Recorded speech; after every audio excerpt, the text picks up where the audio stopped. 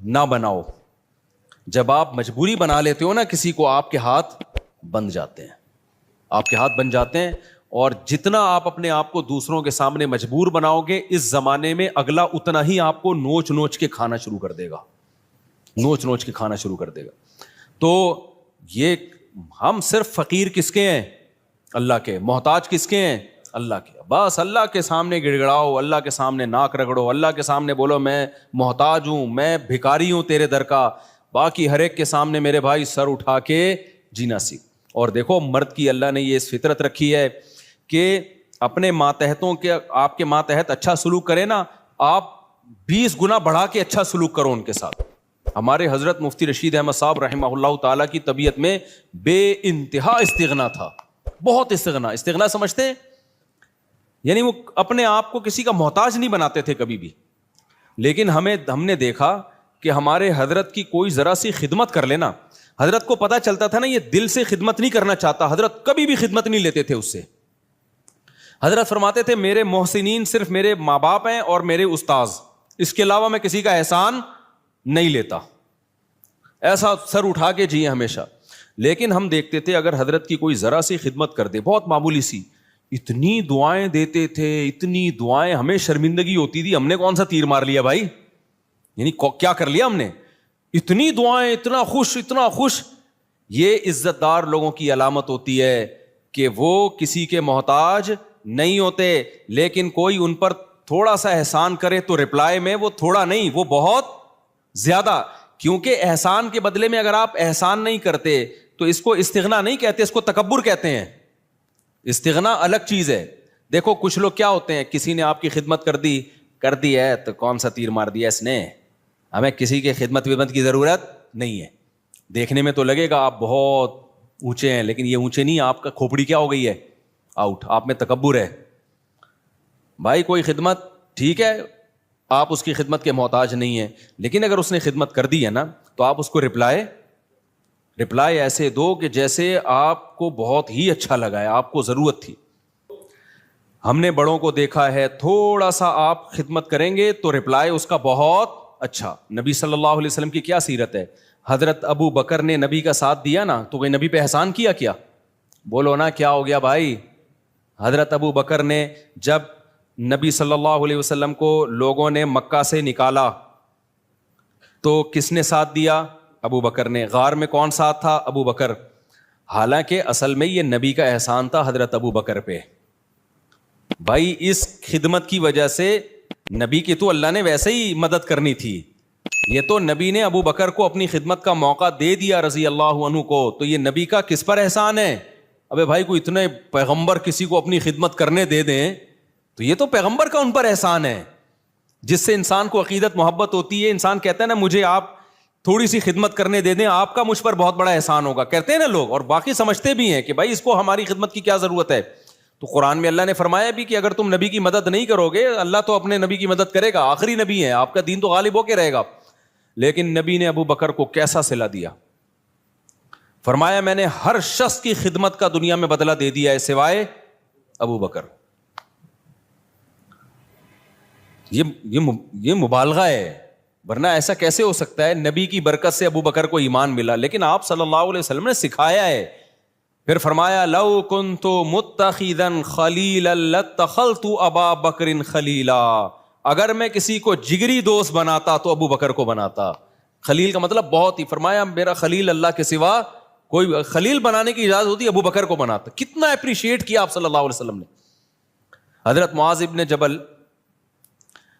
انہوں نے نبی کی خدمت کی, نبی کا ساتھ دیا جنگوں میں, کیسا صلہ نبی نے دیا. آپ صلی اللہ علیہ وسلم نے کیا فرمایا, انی احبک فی اللہ, اے معاذ میں تجھ سے اللہ کے لیے محبت کرتا ہوں.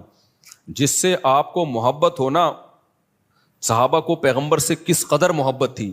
پیغمبر کی زبان سے جب یہ لفظ نکلا ہوگا تو صحابی کی کیا کیفیت ہوئی ہوگی آپ سوچو. جب انہوں نے یہ سنا نا تو رونے لگے. تو کیا یہ نبی اپریشیٹ کر رہے ہیں, حوصلہ افزائی کر رہے ہیں. حضرت خالد ابن ولید رضی اللہ تعالیٰ نے جب جنگ جتوائی ہے تو آپ نے کیا فرمایا؟ سیف من سیوف اللہ، اللہ کی تلواروں میں سے ایک تلوار. یہ نبی کی سیرت سے ہمیں پتہ چلتا ہے کہ نبی کے ساتھ کسی نے تھوڑا کیا تو نبی نے رپلائی میں بہت بڑھا کر اس کا بدلہ دیا ہے. تو اس لیے جو خاندانی لوگ ہوتے ہیں نا، عزت دار لوگ ہوتے ہیں، وہ ہمیشہ سر اٹھا کے جیتے ہیں. وہ کسی کی خدمت کے محتاج نہیں ہوتے. وہ سسرال کے جہیز کے محتاج، بولتے کیوں نہیں بھائی، نہیں ہوتے. وہ نہیں کہتے ہمیں یہ چاہیے، صوفہ چاہیے، بیڈ چاہیے، الماری چاہیے، نہ ہمیں کچھ نہیں چاہیے. ہم عزت دار لوگ ہیں بھائی، ہم خرچہ خود اٹھاتے ہیں. لیکن اب ایسا نہیں ہو. لوگ کیا کرتے ہیں، جہیز کے خلاف بیان سن سن کے نا، یہ بھی مارکیٹ میں اس طرح کے لوگ آ رہے ہیں، جہیز کے خلاف بیان سن سن کے ہمیں کچھ نہیں چاہیے، ہمیں نہیں چاہیے، ہمیں نہ گاڑی چاہیے، ہمیں نہ موٹر سائیکل چاہیے، ہمیں نہ گھڑی چاہیے. ہم عزت دار لوگ ہیں، ہم سسرال کے ٹکڑوں پہ پلنے والے لوگ نہیں ہیں. ٹھیک ہے جی، آپ کی شادی ہو گئی، سسر صاحب نے لا کے کوئی گھڑی گفٹ کر دی، ہمیں نہیں چاہیے، ہم عزت دار لوگ ہیں. اب یہ کیا ہو رہی ہے بھائی؟ بھائی آپ کو نہیں چاہیے نا، اب بغیر چاہت کی ایک چیز مل رہی ہے، آپ لیں جے نا، اب آپ کا بہت بڑا احسان ہے. یہ نہیں بولیں یہ سستی والی لا کے پکڑا دی آپ نے مجھے، ٹھیک ہے نا. حضرت یہ بڑی خدمت آپ کی، اللہ آپ کو جزائے خیر دے، ہم تو بہت شکریہ آپ کا. تو اس میں اس کو اپریشیٹ کرنا چاہیے، کیونکہ اس کے سامنے کہنا کہ ہمیں نہیں چاہیے، یہ پھر استغنا نہیں ہے، بلکہ یہ کیا ہے؟ تکبر. سمجھتے ہو کہ نہیں سمجھتے؟ تو بڑا جب کوئی چیز دے تو آپ سینے سے لگائیں اس کو کہیں کہ بھائی بہت بڑی چیز مل گئی. آپ کے ابا، آپ کی اماں آپ کو کچھ گفٹ دے. حضرت مولانا شرف علی تھانوی رحمہ اللہ تعالیٰ کی زوجہ نے ان کے لیے بڑی محنت سے ایک اچکن بنائی. اچکن پتہ ہے کسے کہتے ہیں؟ پہلے زمانے میں ہوتی تھی اچکن ہی ہے نا، کچھ اور میری اتنی دیر میں تو لغت اور چینج ہو جائے گی میرے بھائی.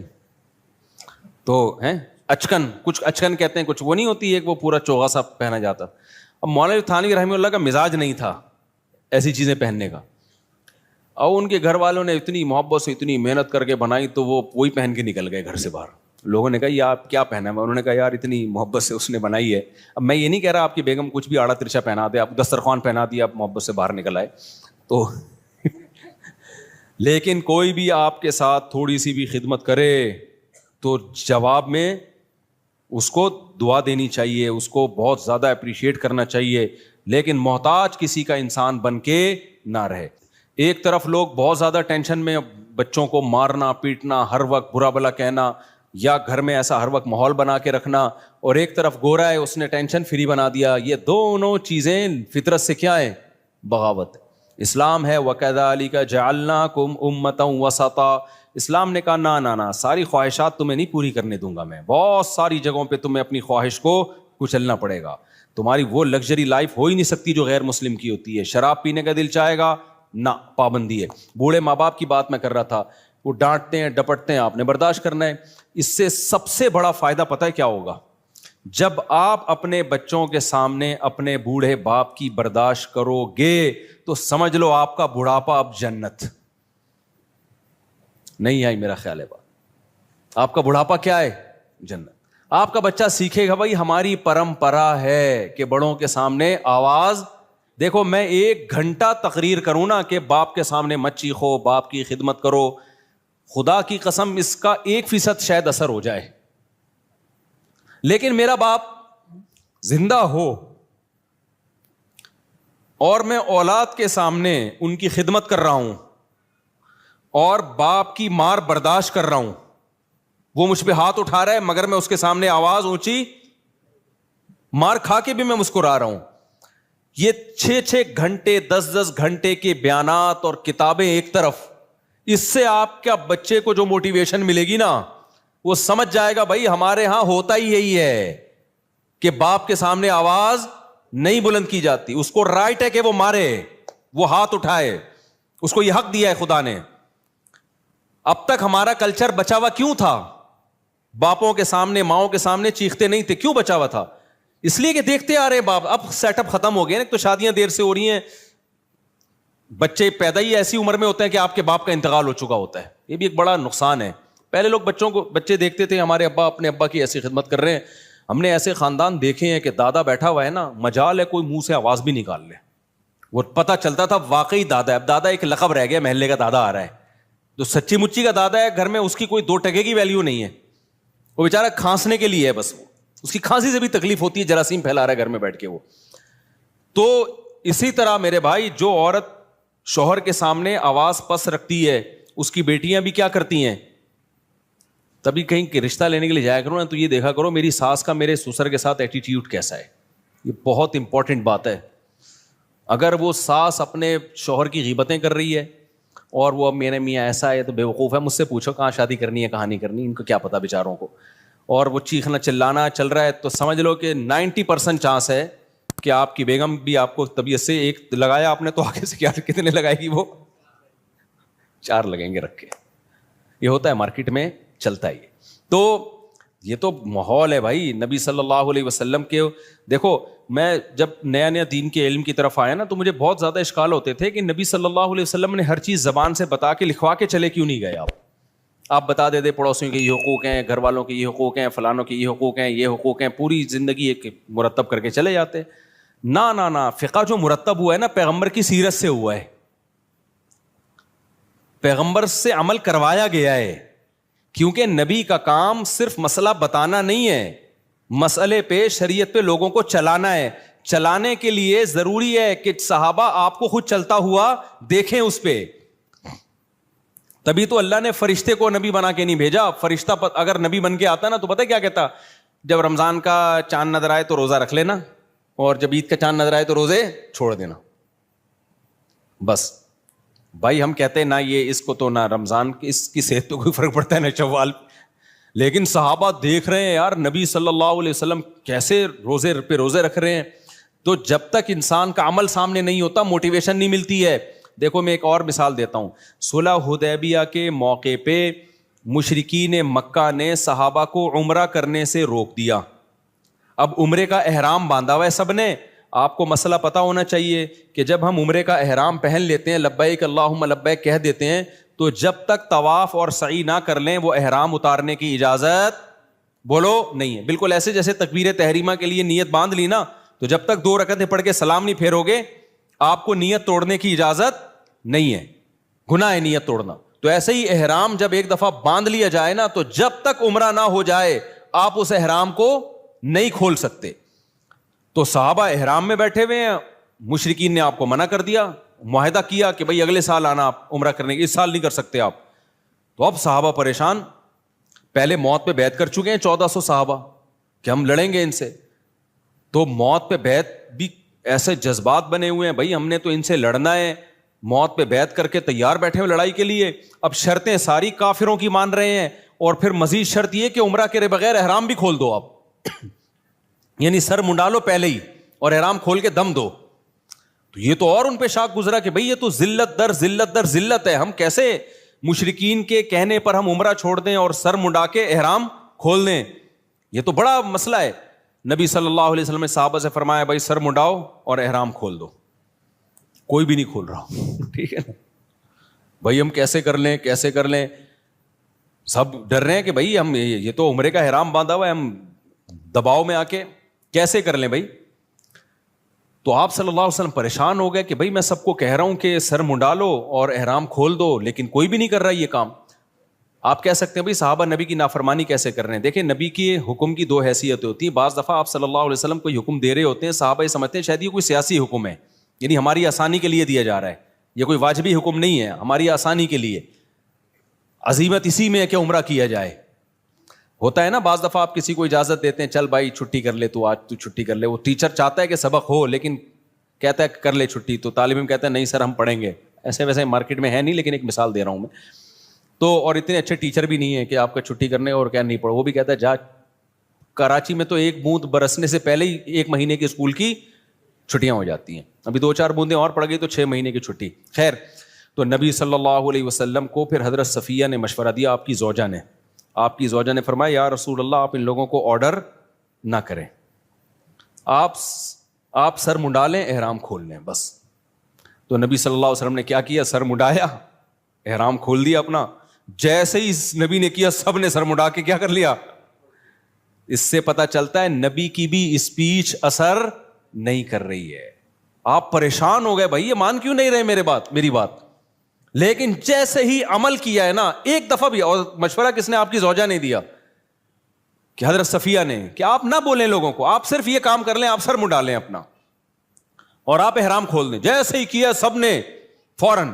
تو اس سے صاف پتہ چلتا ہے بھائی آپ ایک ایک دو دو گھنٹے کی تقریریں کرتے رہیں, اثر نہیں ہوتا. آپ اپنے گھر کا ماحول بنانا چاہتے ہو نا, خود کیا بن جاؤ, انسان کے بچے بن جاؤ, صحیح ہے نا, ماحول آہستہ آہستہ سیٹنگ پہ آنا شروع ہو جائے گا. اپنے بڑوں کی خدمت کر کے دکھاؤ, اپنے بڑوں کو رسپیکٹ دو, اپنے بڑوں کا احترام کرو. آج ہو کیا رہا ہے, مائیں اپنے بچوں کے سامنے نا بچوں کے چاچو کی غیبتیں کر رہی ہوتی ہیں.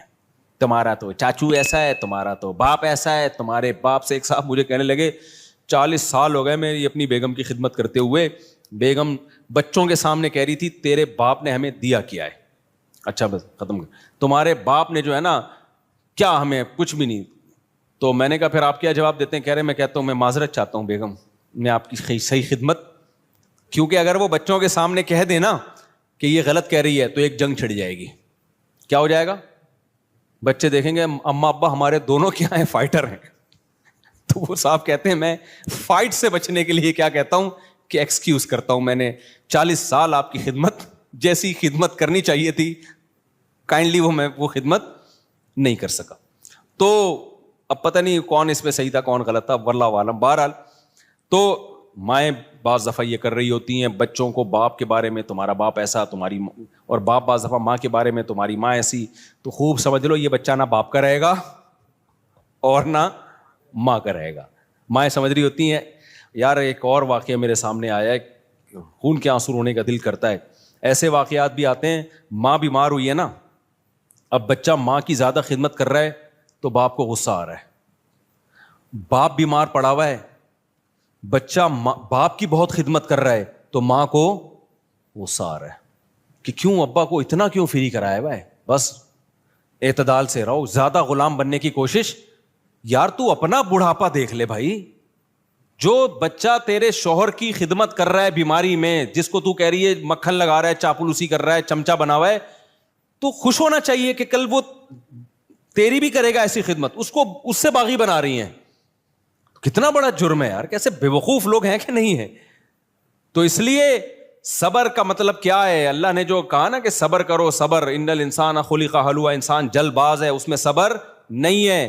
تو یہ جو غیر مسلموں میں بے صبری پیدا ہوئی ہے نا, خودکشیاں, وجہ اس کی ہے کہ ان کی زندگی میں پابندیاں ختم. جب پابندیاں ختم تو یہ ان میں صبر کا مادہ ہی ختم ہو جاتا ہے. ذرا سی ٹینشن آئی, اور ٹینشن ان کی ریلیشن خراب والی ٹینشن ہوتی ہے. سب مادہ پرست بن گئے ہیں, ذرا سا پیسہ گیا تو سب کچھ گیا. یار بچہ 18 سال کا ہوتا ہے تو باپ کہتا ہے کہ کرایہ دے میرے گھر میں رہنے کا, سمجھ رہے؟ بچہ 18 سال کا ہوا نا تو باپ کہتا ہے تیرے باپ کا گھر نہیں ہے, ٹھیک ہے, کیا دے گا؟ کرایہ دے گا. اتنی مادہ پرستی جو سوسائٹی میں آ گئی.